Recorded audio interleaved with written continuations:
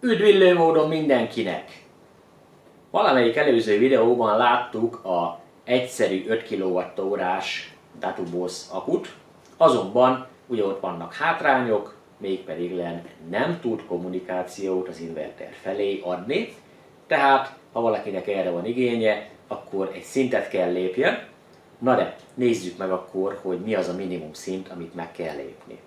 Konkrétan a REC formátumú akku a következő lépcsőfok, ahol már van akku és akku között is kommunikáció, akku és inverter között is tud létesülni kommunikáció, ráadásul itt már applikáció is rendelkezésre áll, tehát tudjuk nézegetni az akunak a különböző értékeit. Ugyanolyan 100 Ah akku kellene legyen pont, mint a műanyag házas, azzal a kivétellel, hogy ez egy fémházas kivétel, és ugye REC szekrénybe szépen fel lehet építeni egy tornyot belőle. Viszont még mindig nem olyan nehéz, mint egy 16 kWh-s változat, ugyanis ezt még mindig egy személy még úgy elviszegeti. Nem azt mondom, hogy olyan nagyon könnyű, mert ez már nehezebb, ez már majdnem 50 kg darabonként. A másikkal ellentétben, amilyen 35 kg környékén mozgott. Lessünk bele, mi érkezik a csomagban.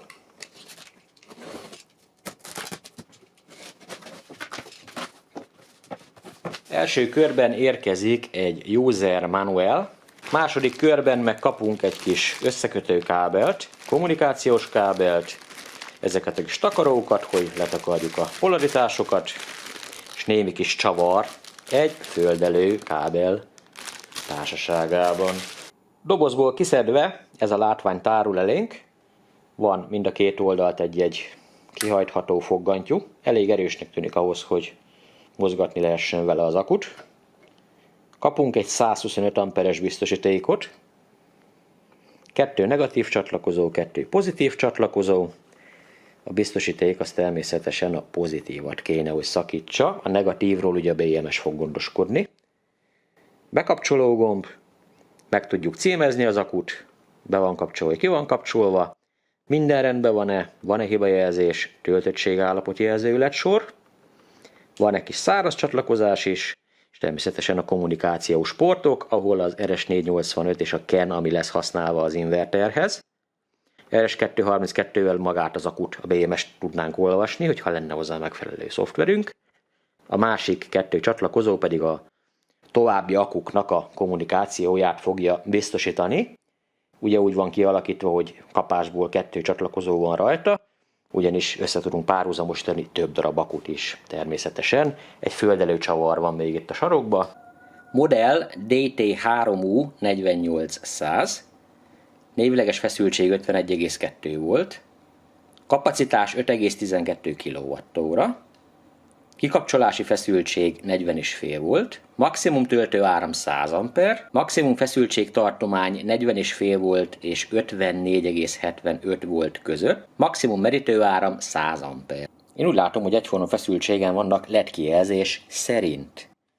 Na de, ha már így működünk, akkor én felkapcsolom a biztit.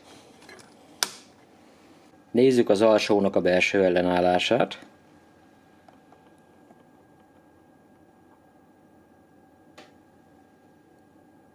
$10,7 millió, 52,763 volt, 10,78, 52,774 volt, tehát a 2 akku belső ellenállása mondhatni megegyezik, és a feszültsége is. Nyugodtan össze lehet őket kötni, megtörténtek a bekötések, semmi bonyolultra nem kell gondolni, konkrétan a negatívat a negatívval összekötöttem. A pozitívat a pozitívval összekötöttem, és mivel 2 akunk van, és azt akarjuk, hogy ezek egyformán töltődjenek és egyformán merüljenek, éppen ezért az alsóból vittem a pozitívat az inverterbe, a felsőből pedig a negatívat. Ezáltal úgymond egy ilyen radiátor effektust hoztunk létre, tehát nem csak a felsőt csapolom meg, vagy csak az alsót, és rábízom ennek a kábelnek az ellenállására, hogy mennyire fog merülni a következő akku, hanem egyformán fognak merülni konkrétan. A másik fontos dolog, hogy itt a jobboldali csatlakozóból megyünk a baloldali csatlakozóba. Elég rövid ez a kábel egyébként, de éppen odaér. Én egy pici ilyen kis filcet tettem közzé, de csak azért, hogy ne karcolódjon meg a felület, mert egyébként egymáshoz érhetnek, amint látható, össze is van a kettő kötve védővel, itt pedig behoztam neki a védőt. Tehát a készülékház az úgymond szépen le van földelve. Itt az RS485-ből, mert ugye ezt neveztem ki első akunak, ezt meg másodiknak, végül is ő a mester, ő meg a szolga, így lehet mondani. Itt az 1-es dépkapcsolót kapcsoltam fel, itt pedig a 2-est. Természetesen ez a füzetecskébe nagyon-nagyon szépen be van mutatva, hogy pontosan mit kell felkapcsolni. Le van szépen írva egyébként nekünk, hogy a kommunikációs porton az 1-es és a 2-es lábat használja kommunikációra, és természetesen az inverter is az 1-es és a 2-est használja, ez is le van írva itt szépen a könyvünkbe. Innentől kezdve már csak annyi van technikailag, hogy az inverternek meg kellene mondjuk, hogy most olyan akuval van dolga, amivel tud kommunikálni. Amint elindítom az invertert, át fogom tudni most már tenni userből Pilontech akura, és itt egy kis megjegyzésbe megjegyzi nekünk, hogy ha ezt az opciót választottuk, akkor a 24-es, 26-os, 27-es, 29-es menüpontok automatikusan beállításra kerülnek, tehát áthúzza szépen a beállításokat. Itt egyébként a kikapcsolási feszültségre gondol, a csepptöltésre és a maximum töltésre. A 2-es menüpontba a töltőáramot nekünk kell megadni továbbra is. Na de, indítsuk akkor el, és nézzük meg, hogy valóban lesz-e kommunikáció. Ugyanis a könyv azt ígéri, hogy ha nincs kommunikáció, akkor hibakódot fog dobni az inverter. Ezt le fogjuk ellenőrizni, hogy valóban beszélgetnek, vagy csak úgy tesznek. Mert volt nálam olyan inverter, ahol csak úgy tett, mintha beszélgetett volna, a valóságban meg nem érdekelte, hogy ott van az akku, vagy nincs. Első körben elindítom mind a két akut. Éledjenek fel szépen, gyönyörűségesen. Egyforma feszültségem van, erről már meggyőződtünk. Ha mind a kettő működik, felkapcsolom a biztosítékot. Itt pedig len. Még nem kaptunk semmit természetesen. De mindjárt fogunk. Legelőször is előtöltjük a kondét. Ott szépen világított az izzónk egy pillanatra. Mivel minden helyes, azt jelenti, hogy szépen felmegyen a feszültség, ahova kívánjuk. Most felkapcsolhatom a főbiztosítékomat, és elindíthatom az invertert.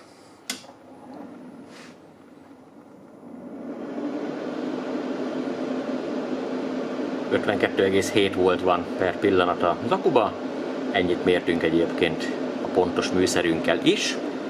Nézzük akkor a kommunikációt, legelőször is belépek a menübe. Azt mondom neki, hogy egyrészt menjünk át SBU-ba, másrészt user akkutípus helyett válasszunk egy Pilontechet. Itt kilépek, és akkor, hogyha itt minden rendben van, akkor nem volna szabad, hogy hibakódot kapjunk. Egyébként egy kis li felirat már ott megjelent az akku mellett, és nincs hibakódunk per pillanat. Megpróbáljuk, hogy mi történik, hogyha megszűnik valóban a kommunikáció, tehát kihúztam a kábelt, kapunk hibajelzést. Kéne kapjunk egyébként, de kíváncsi vagyok rá, hogy csak úgy tesz, mintha beszélget, vagy valóban jól működik. Ott is van. A61-es hibakód, nincs kommunikáció.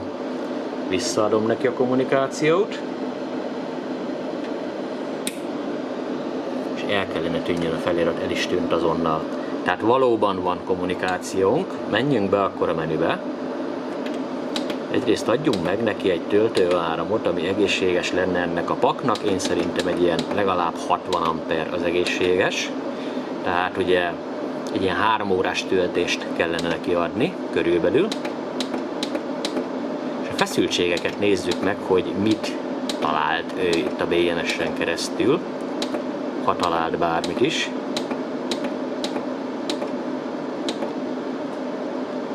...56,4 voltra állította be a töltést, 56,4 voltra a csepptöltést, 42-re a cut-offot. nagyon jó. Tehát áthúzta valóban a beállításokat, nem hazudott. És van itt egy cut-offunk 44 volton is. Ez azt jelenti, hogy tényleg működik minden úgy, ahogy az meg van tervezve. És plug and play. Tehát ténylegesen nem az van, hogy össze-vissza nyomkodunk mindent, és közben meg nem jól működik. Nézzük ezt az applikációt. A könyvben van egy QR kód, és megkíséreljük telepíteni ezt az applikációt. jabadaya.com.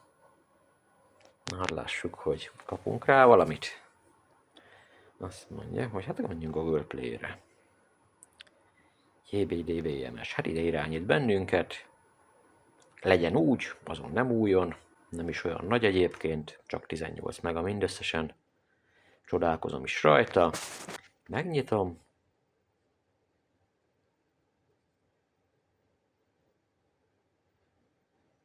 És azt mondja, hogy hát regisztráljunk. És nélküle nem megy. De van itt a vendégmód. I agree. És akkor milyen lehetőségek vannak itt? Nézzünk csak egy Bluetooth módot. Meg kell engedjük, hogy használja, mert különben nem fogja megkeresni. Bizonytanált is 2 darab akut. Na csatlakozzunk egyhez, hadd nézzük, hogy mit is lehet itt nézegetni idézőjelbe. Kapunk egy ilyen kis összegzést, 52,77 volt, most éppen nem merül semmi, mert kikapcsoltam az invertert, hogy a napelemet is rákössem. Differencia az majdnem semmi, 2 millivolt mindösszesen. Még nem megy az inverter, most indult el. És látjuk is, hogy fél amperrel merül. Na akkor én engedélyezem a töltést neki, és szépen töltődik, látható, hogy 58,9, 58,93. Mennek be az amperórák, 0 ciklusos mind a 2. Tegnap estére szépen feltöltődött a rendszer, egyébként egy ilyen 400 mAh hiányzik a PAK 1-esből. Itt van egyébként a 3,348, 3,343, de meg tudjuk itt nézni nagyba is, nem titkolózik egyáltalán. Átmegyünk a 2-esbe, és akkor ide megyünk a PAK-datára, akkor ugyanígy tudjuk látni. Tehát teljesen egyformára töltődött a 2 akku, Full Charge Protect van, konkrétan, és itt vannak a cellák egyébként. És most fog következni az, hogy akkor csináljunk egy kapacitás tesztet, kommunikációval, szabványosan, szépen, ügyesen. Tehát első körben le fogom kapcsolni a napelem oldalt. Tehát, hogy napelem oldalunk az ne legyen. Itt természetesen csinálunk egy nullázást. Jó, tehát innentől kezdve már merülünk. Igen, a 3-fázisú töltőmet fogom használni, ugyanis működik az 1 fázisról is. Na de akkor csatlakoztassuk. Hallássuk, hogy hogyan fog ez működni. Menni kéne neki, érted? Hát. Elfogadod?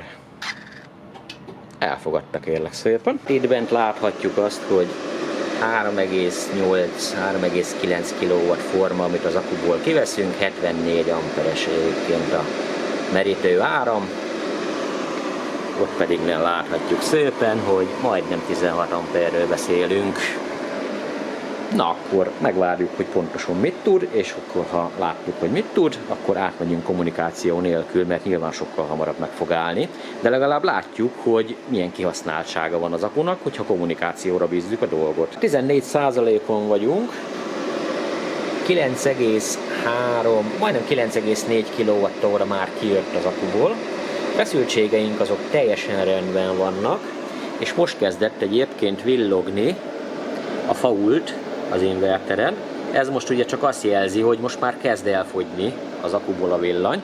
A kommunikáció nyilvánvalóan szerintem 10% környékén le fog majd tiltani, de azt majd meglátjuk, mert végigvárom. Én megengedem neki, hogy lemerüljön teljesen. Azt akarom látni, hogy mit ad egy tiltásig. úgy, hogy rábízom a dolgot, hogy a gyári beprogramozott értékek szerint működjön. Hirtelen megállt az inverter, 9,7 kWh az, ami kijött DC oldalon 188 amperórával, 9%-on van az egyes akunk. Ezt akkor gyorsan megnézzük, hogy a kettes akku az mennyin van. Ő 10%-ot mutat, tehát 1% eltérés van mindösszesen. Ja, igen, és nézzünk már egy cella különbséget is. Szépen egybe vannak egyébként a cellák. Tehát 3,1 volt így, ahogy már nincs rajta a terhelés. Nos, akkor nézzük, hogy mit tudunk tenni annak érdekében, hogy kiderítsük, hogy pontosan mit tud az akupak, illetve hogy kicsit menjünk azért lejjebb, mert még van benne bőséggel tartalék. Első körben kihúzom a kommunikációt, visszaindítom az invertert, és itt azt fogjuk neki mondani, hogy belépünk a menübe, Pilontech helyett kiválasztjuk azt, hogy Usher. Így. Kikapcsolási feszültséget 44 voltra állította Automatice, tehát akkor most így jók vagyunk. A lényegi körünk, hogy most vissza tudom indítani a fogyasztómat. Bekapcsolom. Itt el kellene, hogy induljon szépen. És akkor legalább 48 voltig kéne még meríteni. Mindjárt el fog indulni újból a töltés. Hopp, már megyen is.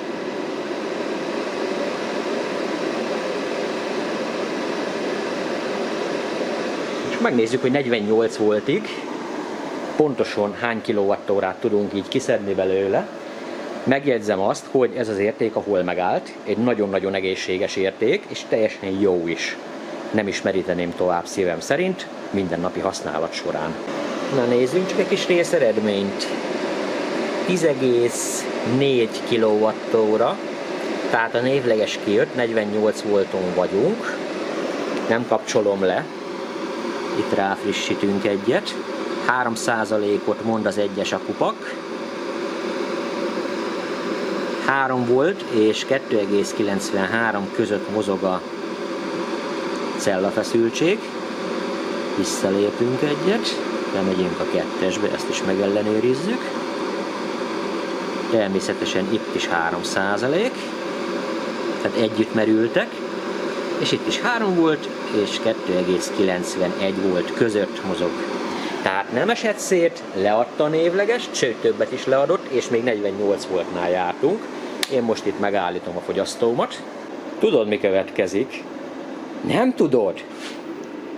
Hát dehogy is nem tudod! Szóval, van-e annyi energiánk, hogy beindítsuk? Ott van egyébként, 2%. Lesz annyi? Írd meg hozzászólásba. Nem muszáj megírjad.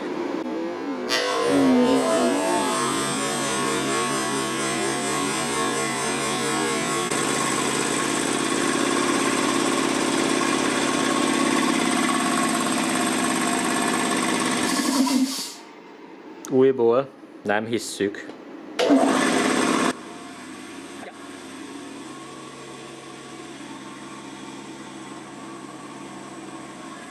Gondolom elhiszed, hogy fel tudná tölteni. Simán megoldaná minden probléma nélkül. Kezd feltöltődni az akku. Ugye most a egyes pakkot látjuk. 97,7 amperóra. Cellák azok teljesen egyben vannak. Menjünk egyet vissza, és menjünk át a kettes akura. Ott írja fent, hogy pak 2. Mondhatni ugyanannyi árammal töltődik, tehát nagyon-nagyon hajszáleltérés van csak a töltőáram között, és a töltöttség között is.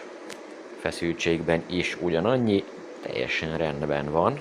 Elértük azt a szintet, hogy feltöltődött az akku, érdekes módon olyan, mint a csepp töltene, mert még folyik valami kis áram. Na de a lényeg, 3,45, 3,405, most, hogy így visszaesett a feszültség, tehát egy ilyen 50 mV-os differencia van az egyes akuba. Láthatjuk, hogy a kettes cella van a legmagasabban, a 10-es a legalacsonyabban. Na de nézzük meg akkor a 2-es számú akut is. Itt is full charge protectionünk van. Nézzünk egy pakdatát. 3,44, 3,407. Tehát itt is ugyanaz a differencia van. Jelen esetben viszont a 15-ös cellánk van legmagasabb feszültségen, a 4-es a legalacsonyabban. A jó hír az, hogy minden cella elhagyta 3,44-et egyébként, addig, ameddig magasabb feszültség volt. Ilyen majdnem 56 voltig ment fel egyébként a feszültség, aztán így visszaejtette, hogy jó, elég, nem kell több. Ez egy passzív balanszertől én szerintem teljesen korrekt egyenlőre. A jövőt azt meg majd meglátjuk. Menet közben bekötöttem ide egy másik inverterhez az akupakkot. Ugyebár itt meg tudjuk terhelni rendesen. Jelen állás szerint az egyik akupakból 1,16 amper megy ki. Ugye, ha a summary-ra megyünk, akkor a kettőt mutatja együtt, így megyen ki 2,2. Viszont a legfontosabb az az, hogy 100 amperórás az egyik, 100 amperórás a másik, 100 amper tud adni mind a kettő, tehát közösen 200 ampert is le tudnak adni. Ez a maximum folyamatos merítőáram. Tiltani viszont felette tilt valamivel. Én most, amit el akarok indítani, az névleges 11 kW, de a valóságban nem megyen ki annyi, tehát pont ebbe a 200 amper plusz egy pár amper, amibe pont bele kéne, hogy férjünk, de a puding próbálja az evés. Meg kell próbáljuk, mert másképp nem fogjuk tudni, hogy mi történik. Úgyhogy én azt mondom, hogy nézzük meg, hogy mit szól hozzá. Pici idő, még elindul.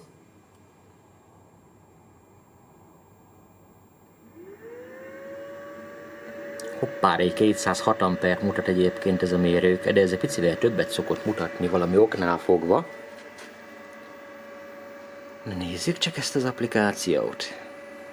103 amper az egyes akuból. Ha középre megyek, akkor frissítünk ott is egyet, természetesen 206 amper. Na, hát kérem szépen, ez működik egyenlőre, maradjunk annyiba. Nézzünk itt egy kis feszültséget. 3,224, 3,218, tehát minimális eltérés egyszés terhelés mellett is. De visszaléphetek, és beléphetek a kettesbe is, hogy a kettest is lássuk, mert itt most az összegzés van. Tehát most látjuk a kettest. 104 amper, 3,192, 3,184, tehát minimális eltérés, de folyamatosan esik a feszültség egyébként. Míg átlépek egyikből a másikba, addig megváltoznak itt a feszültség és áram értékek konkrétan. Zuhanó repülésbe megyen a kapacitás szó szerint. Hát nem erre van tervezve az akupak, ez csak egy teszt, hogy mi történik, ha ráteszünk egy ekkora hatalmas terhelést rövid időre. És az történik, hogy kibírja. Itt is már egyébként csak 3,190 körül vagyunk, de nagyon szépen egybe van.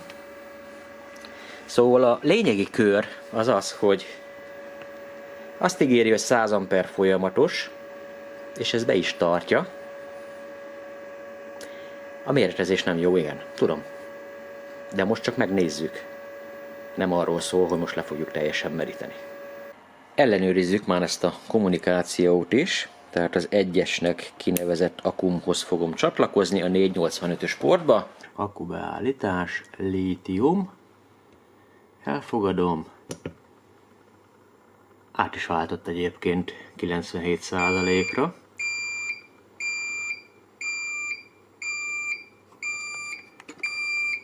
Na. Még eddig nem olvas semmit. Lehet, hogy Canon akar kommunikálni? Próbáljuk meg Canon, hadd lássuk, hogyha a Canon-be csatlakoztatom, akkor változik-e bármi. És már működik is. Tehát mindent is lát rögtön. úgy, ahogy az meg van tervezve. Összességében az akupak vette az összes elég gördített akadályt, és hozta a papírformát, hogyha most itt kellene egy összehasonlítást csináljak a műanyagházas kivitellel, mindenképpen továbbra is kiemelném azt a dolgot, hogy itt még mindig könnyű egy 5 kWh-s akut mozgatni. Plusz funkcióink vannak, konkrétan látjuk a töltöttséget, ha rápillantunk. Hogyha ez kevés lenne, az applikációban millivoltra pontosan ki tudunk olvasni minden egyes cellát. Fajlagosan ez a REC akku drágább, mint a sima műanyagházas kivitel, de cserébe sokkal több funkciót kínál, és hogyha ezeket ki szeretnénk használni, akkor bizony ilyet kell venni, vagy egy nagyobb 16 kWh-ásat, de ott továbbra se ne felejtsd el, hogy azt bizony nem olyan könnyű mozgatni, mint ezeket, tehát hogyha be kell juttatni a házba, ott meg kell küzdeni. Így gyakorlatilag kényelmesen behurcibálod, szépen egymásra pakolod őket, és bekötöd, és már örülsz is. Tehát mindenki döntse el, hogy neki melyik változat a nyerő, természetesen olyat vegyél, amilyet szeretnél, ahonnan szeretnél, de nálam továbbra is él a kuponkód, amivel jelentős kedvezményt tudol kapni bármelyik akuból és bármelyik inverterből is. A leírásban ez benne lesz természetesen, hogyha kíváncsi vagy még ilyen tartalmakra, akkor nézz vissza később is, ugyanis jövök még érdekességekkel. A következő videóig is, na csá!